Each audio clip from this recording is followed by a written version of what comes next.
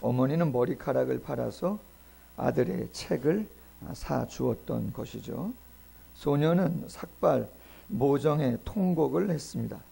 그리고 어머니의 사랑을 가슴에 담고 열심히 공부해서 훌륭한 목사가 된 것이죠. 그가 바로 지금의 두레교회라고 하는 교회의 원로 목사님이신 김진홍 목사님입니다. 어머니의 사랑은 환경을 초월한다, 뭐 이런 것이죠. 한희철 목사님이라고 하는 분이 예전에 단강이라고 하는 시골에서 목회를 하실 때 썼던 짧은 글들을 모아가지고 책을 펴냈는데, 제목 중에 부모 사랑이라고 하는 글이 있어요. 4박 5일 잠깐 군에서 휴가를 나온 아들을 위해 지 집사님은 여주 장에 다녀왔다. 마늘 8접을 가지고 나가 팔아 돌아가는 아들 여비를 전했다.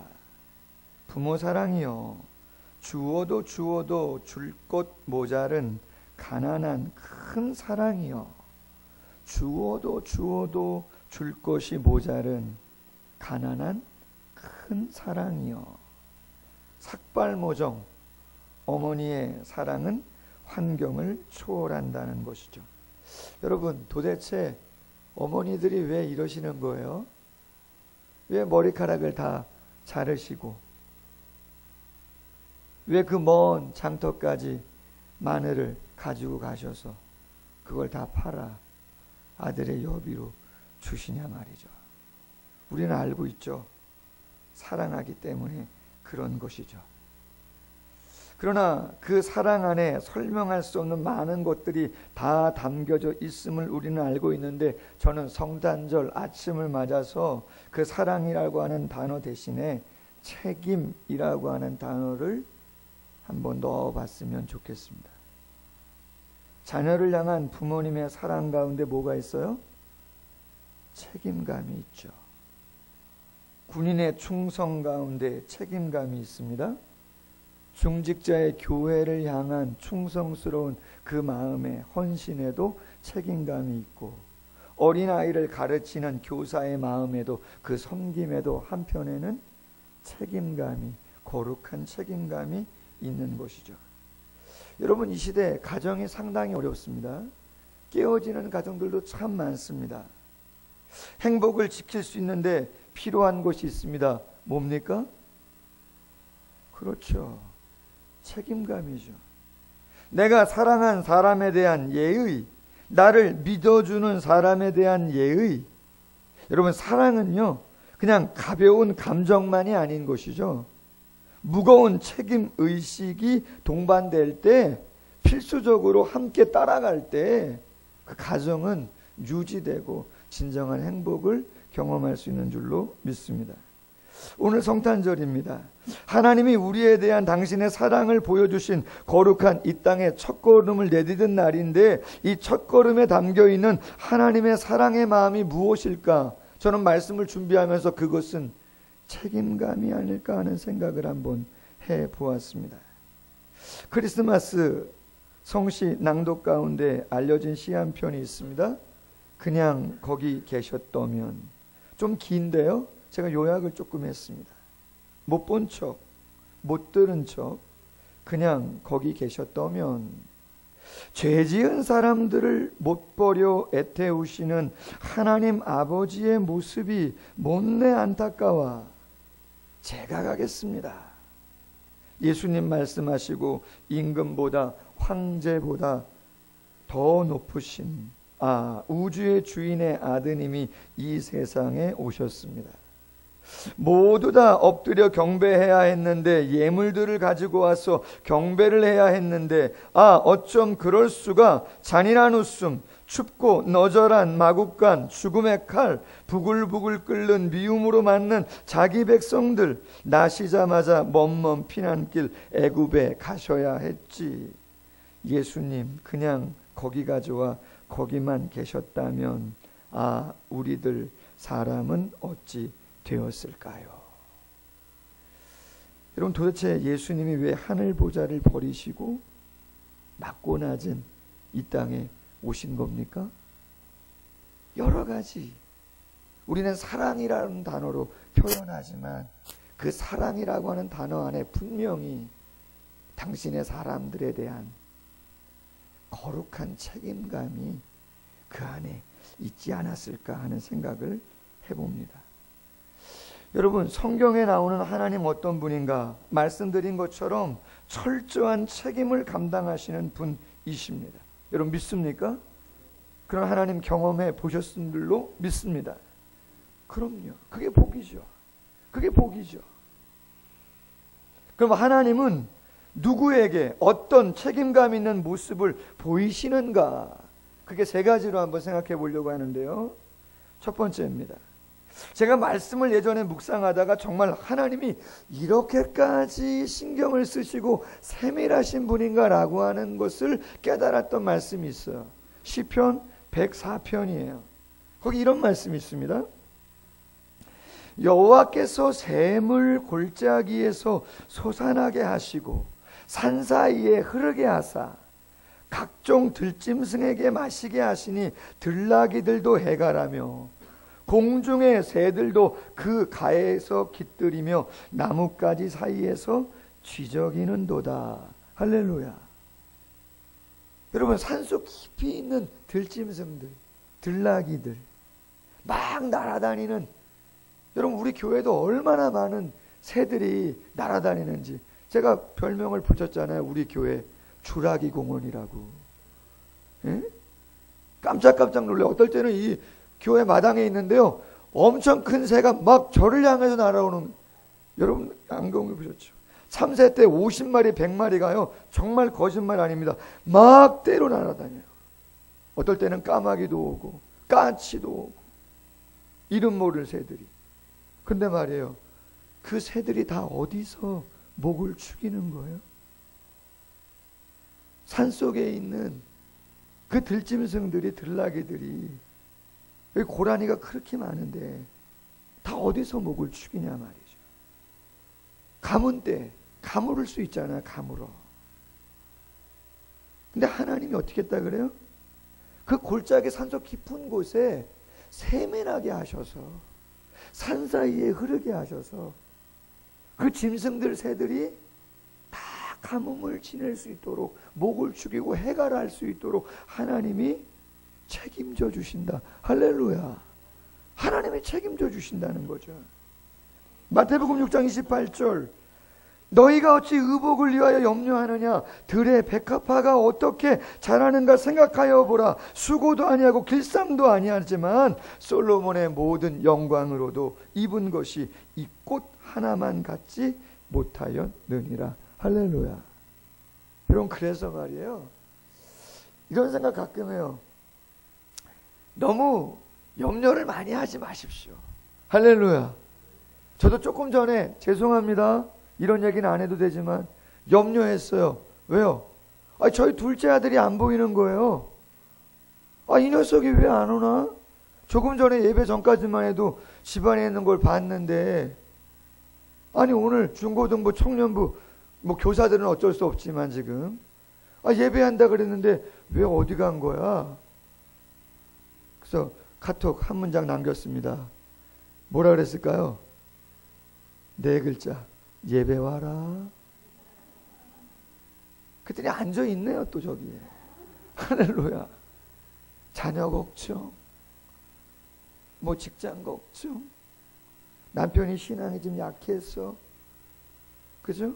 언제 예수님을 제대로 믿을 것인지, 그때 내가 왜 그렇게 잘못 실수해서 그런 선택을 했는지. 여러분, 하나님은요, 신앙생활 잘하는 사람도 좋아하지만요, 참 성경에 보면 쉽지 않은 사람들도 다 책임져 주신 줄로 믿습니다. 창세기 12장에 보니까 아브라함이 애굽에 내려가죠. 애굽에 가면 안 되는 거잖아요. 약속한 땅은 어디예요? 가나안 땅인데 가물었다고 해서 애굽에 나일강이 있으니까 자꾸 내려가는 것이죠. 내려가서 무슨 봉변을 당합니까? 자신의 아내 사라를 어떻게 해요? 자기 생명이 위급하니까 애굽의 바로왕한테 내 누이라고 속이고 말이죠. 죄송한 표현이지만 그냥 넘겨버린 것이죠. 참 안타까운 것이죠. 여러분, 감당을 못하죠, 아브라함이. 그럼 어떻게 합니까? 그냥 끝입니까, 약속은? 아니에요. 성경 보니까 이렇게 되어 있어요. 하나님이 큰 재앙을, 성경에 큰 재앙을 바로의 집에 내리심에 바로가 그것을 깨닫고 사라를 아브라함에게 돌려보냈더라. 할렐루야. 누가 간섭하는 거예요? 하나님이 간섭하죠. 하나님이 약속했는데 하나님이 책임져 주시는 모습을 보여주고 있는 거죠. 이런 일도 있어요. 창세기 16장 갔더니 하나님이 아브라함에게 이야기했잖아요. 야, 사라의 몸에서 너의 씨를 통해서, 사라의 몸을 통해서 난 사라야 너의 자녀가 될 것이고 큰 민족을 그 자손을 통해서 이루게 할 것이다. 근데 시간이 막 지나가잖아요. 기다려야 되는데 기다리질 못하죠. 그래서 어떻게 합니까? 몸종 가운데 하갈이라고 하는 여종을 첩으로 들이는 것이죠. 사라는 아이를 잘 못 낳는데 하갈은 들이자마자 이스마엘이라고 하는 아들을 낳습니다. 하갈이 아주 기세등등한 것이죠. 그래서 누구한테도 막 잘못해요? 사라한테도 막 잘못하고 말이죠. 예? 위세를 떠는 것이죠. 사라가 속상합니다. 아브라함한테 얘기했더니 아브라함이 뭐라 그래요? 아브라함 참 답 없어. 이렇게 얘기했어요. 당신 좋을 대로 하라고. 여러분, 사라가 그럼 어떻게 하겠습니까? 성경에 나오지 않으면 야, 너 나가, 집에서 너 나가, 이렇게 했단 말이에요. 그랬더니 하갈이 이스마엘 조그만 아이를 데리고 보따리짐 하나 해가지고 그 떼양볕에 갈 데도 없는데 쫓겨나서 광야를 헤매인단 말이죠. 여러분, 아브라함이 쫓아갔습니까? 아니에요, 여러분. 사라가 뉘우치고 쫓아간 것도 아니에요. 하나님이 직접 방황하는 하갈을 찾아가서 야, 하갈아, 그렇게 하지 말아라. 창세기 16장 9절에 보니까 여호와의 사자가 그에게 이르되 내 여주인에게 돌아가서 그 수하에 복종하라. 할렐루야. 여러분, 일은 다 누가 저지른 거예요? 아브라함이 저질렀잖아요. 뒷수습은 누가 해요? 뒷수습은 하나님이 하시죠. 아들들이 잘못하죠. 부모님이 실수하셨어요. 내 배우자가 잘못했어요. 내 상사가 잘못했어요. 일이 그르쳤어요. 그런 일이 벌어지면 안 되는데 지금 목표하고 있는 것이 있는데 큰일 났다 염려하고 걱정하죠. 그러나 하나님이 우리에게 반드시 약속하신 것은 누가 책임져요? 하나님이 반드시 책임진다. 하나님이 뒷수습하신다. 할렐루야. 성경이 이야기하죠. 야곱이 삼촌 라반의 집에 가서 20년 동안 열심히 일했어요. 하나님이 야, 네 고향으로 돌아가라. 고향으로 돌아가라 그랬어요. 근데 야곱이 참 그때까지도 깨지지를 못해가지고 말이죠. 야반도주를 합니다. 자기의 재산을 다 끌어모으고 식솔들을 모아가지고, 여러분 20년 살았으면 그냥 가겠다 그러면 그래 잘 가라 수고했다 이럴 수 있는데 야반도주를 했어요. 삼촌이 가만히 있습니까? 군사들을 데리고 쫓아갑니다. 쫓아갈 때 어떤 마음으로 갔겠어요? 잡히기만 해봐라 이 녀석. 그런데 만나기 딱 그 전날 밤에, 성경 창세기 31장 24절에 그 전날 밤에 하나님이 아람 사람 라반에게 현몽하여 이르시되 너는 삼가 야곱에게 선악간에 말하지 말라 하셨더라. 아멘. 여러분, 왜 말하지 말라는 거예요? 잘했습니까, 야곱이? 아니죠. 잘한 게 없습니다. 그러나 하나님은 못난 야곱이지만 그 야곱을 통해서 당신의 구원 사역을 이루시고자 당신은 작정하셨고, 그 작정을 아브라함과 이삭과 야곱 그 다음을 위해서 이루어 가겠다고 말씀하셨단 말이죠. 그 말씀하신 것에 대해서 수종드는 사람들이 잘 수종을 들지 못했지만 하나님이 책임져 주시는 것이죠. 할렐루야. 여러분, 이것이 은혜죠. 여러분, 우리가 오늘 본문 나눴습니다. 요셉에게 주의 사자가 찾아와 현몽하며 하나님의 뜻을 전합니다. 마리아와 야곱 만났고 아직 동거를 하지 않았는데 임신했어요. 돌에 맞아 죽을 상황이에요. 의로운 사람이에요. 조용히 관계를 끊고자 합니다. 그런데 주의 사자가 말합니다. 아니야, 마리아 데려오기를 무서워하지 말아라. 그에게 잉태된 건 성령의 역사다. 아들을 낳을 텐데 이름을 예수라 해라. 이는 자기 백성을 저희의 죄에서 구원할 자이심이다. 근데 여러분, 중요한 것은 23절이에요. 이 모든 된 일은 선지자의 예언을 이루려 하심이라는 것이죠. 보라, 처녀가 잉태하여 아들을 낳을 것이요 그 이름은 임마누엘이라 하리라 하셨으니 이를 번역한즉 하나님이 우리와 함께 계시다 함이라. 할렐루야. 여러분, 이 말씀 누가 예언한 겁니까? 성경 가만히 보시면 옆에 조그마한 글씨로 이사야 7장 14절 써 있는 성경이 있어요, 없어요? 있으시죠? 이사야 7장 14절에 예언됐던 말씀이에요. 이사야는 언제적 사람인가? 예수님이 탄생하시기 약 700년, 600에서 700년 전에 활동했던 선지자예요. 그에게 하나님께서 나타나셔서 말씀하신 것이죠. 온 인류를 구원할 메시아를 처녀의 몸을 통해서, 성령을 통해서 태어나게 하실 것이다. 그 이름을 임마누엘이라 하리라. 하나님이 함께 하신다. 왜 함께 하시는가? 기대감이 있었죠. 나의 영광을 위하여 찬송을 부르게 할 목적으로 사람을 창조했습니다. 모든 것을 다스리고 하나님의 형상대로 사람을 남자와 여자로 창조하셨죠. 그러나 그 하나님의 계획을 온전히 수정들었습니까? 수정들지 못했죠. 깨어졌어요. 탐욕과 방탕으로 배신의 삶을 살았죠. 하나님이 어떻게 합니까? 요한일서 4장 9절이야. 하나님의 사랑이 우리에게 이렇게 나타난 바 되었으니 하나님이 자기의 독생자를 세상에 보내심은 그로 말미암아 우리를 살리려 하심이라. 사랑은 여기 있으니 우리가 하나님을 사랑한 것이 아니요 하나님이 우리를 사랑하사 우리 죄를 속하기 위하여 화목제물로 그 아들을 보내셨음이라. 할렐루야. 뒷수습 누가 다 하세요? 하나님이 하시죠. 잘 아는 사람과만 함께한 것이 아니고, 첫 번째는 들짐승 들나귀 공중의 새를 위해서도 당신이 창조했기 때문에 그들을 책임져 주시고, 기대감으로 창조했지만 기대감에 부응하지 못하는 저희들도 있지만 저희들의 약한 모습을 하나님이 다 책임져 주시는 은혜로 함께 하신다. 할렐루야. 따라해 봅시다. 너무 걱정하지 맙시다. 아들, 딸들, 너무 걱정하지 맙시다. 안 믿는 남편, 부족한 남편, 너무 걱정하지 맙시다.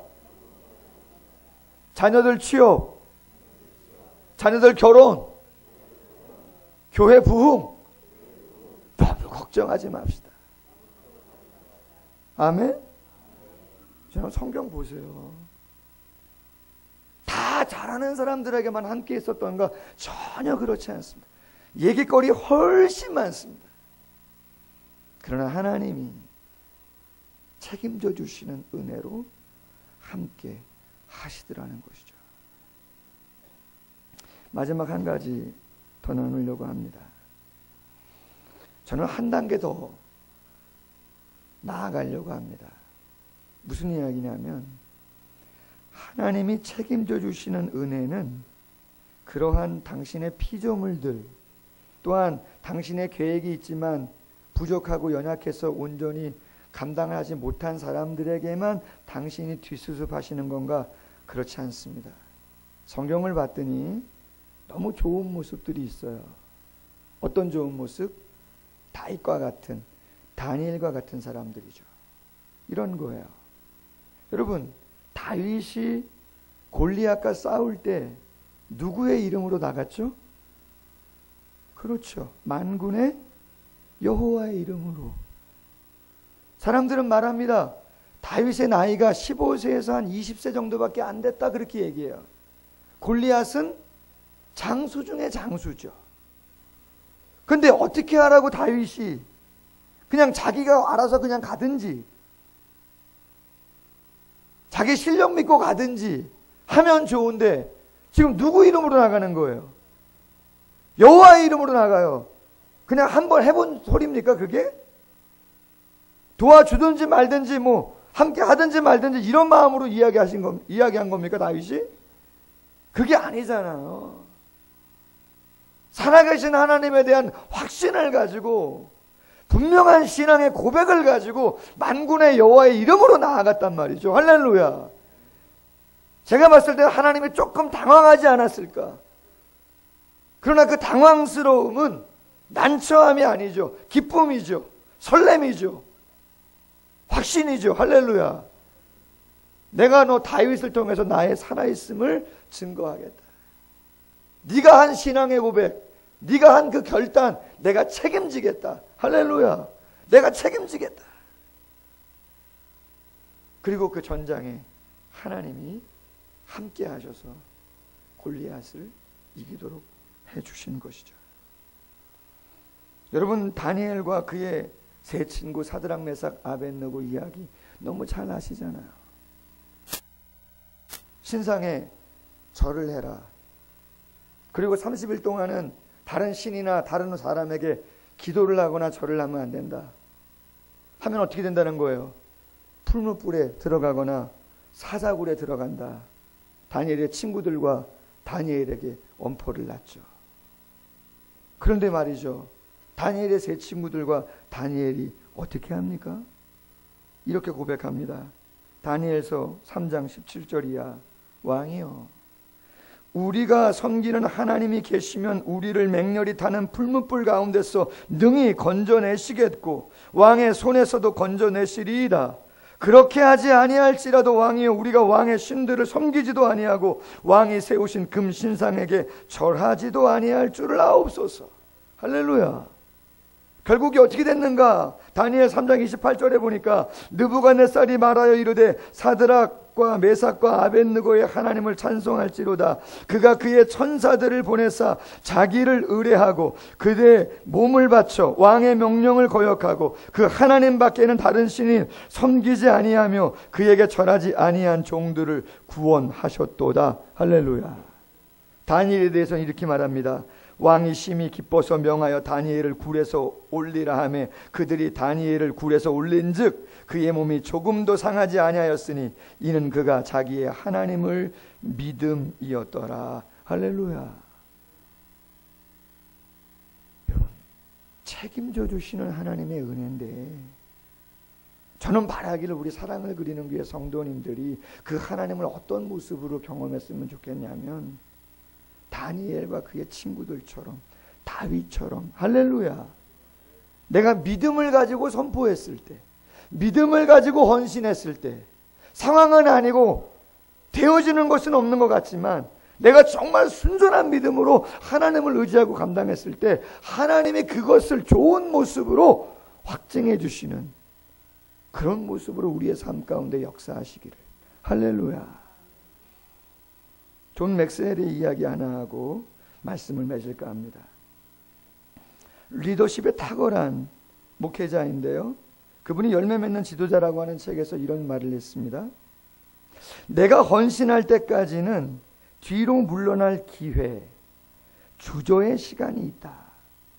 그러나 결정적으로 내가 헌신하는 순간 하나님께서도 움직이시며 온갖 결과들을 속속 분출하신다. 할렐루야.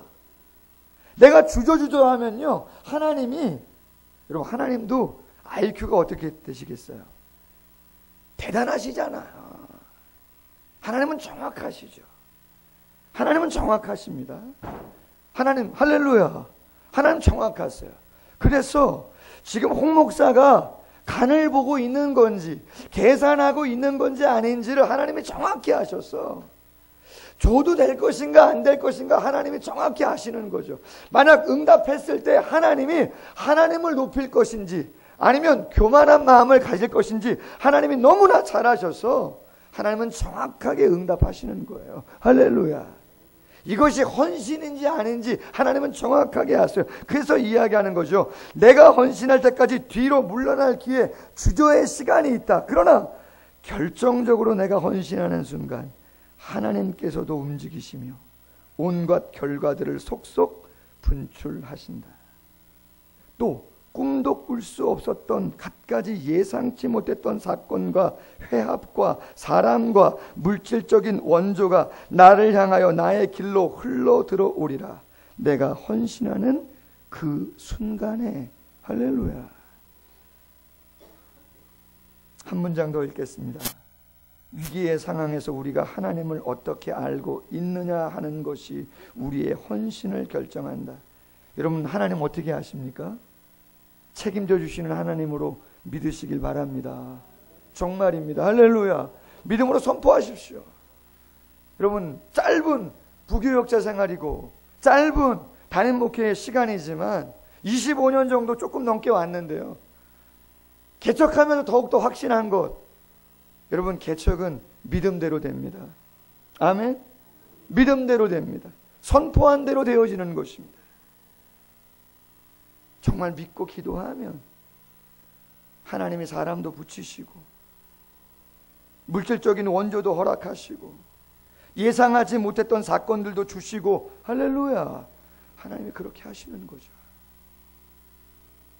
만일 우리가 하나님은 우리를 실망시키고 우리를 피하며 변덕스럽다고 생각한다면 우리는 결코 굳은 헌신을 할 수 없다. 무책임한 사람에게 우리 자신을 내어준다면 얼마나 어리석은 짓인가. 그러나 우리가 하나님은 확실하고 변함이 없으시고 진실하며 신실하다고 생각한다면 우리는 자신 있게 헌신할 수 있다. 아멘. 여러분, 말씀을 맺습니다. 이사야 44장 21절 하반절에서 이렇게 말합니다. 이스라엘아, 너는 나에게 잊혀지지 아니하리라. 개역 한글 성경에 이렇게 되어 있어요. 이스라엘아, 결코 너는 나의 잊음이 되지 아니하리라. 아멘. 우리는 하나님께 잊혀지는 존재 아닌 줄로 믿습니다. 하나님은 책임져 주시는 은혜로 함께 하십니다. 성탄의 아침에 그 하나님을 꼭 경험하시고 한 걸음 더 나가서 믿음으로 선포해서 그 믿음을 감당해 주시는 하나님의 능력을 체험하는 모두가 되기를 주님의 이름으로 소원합니다. 같이 한번 기도하겠습니다. 말씀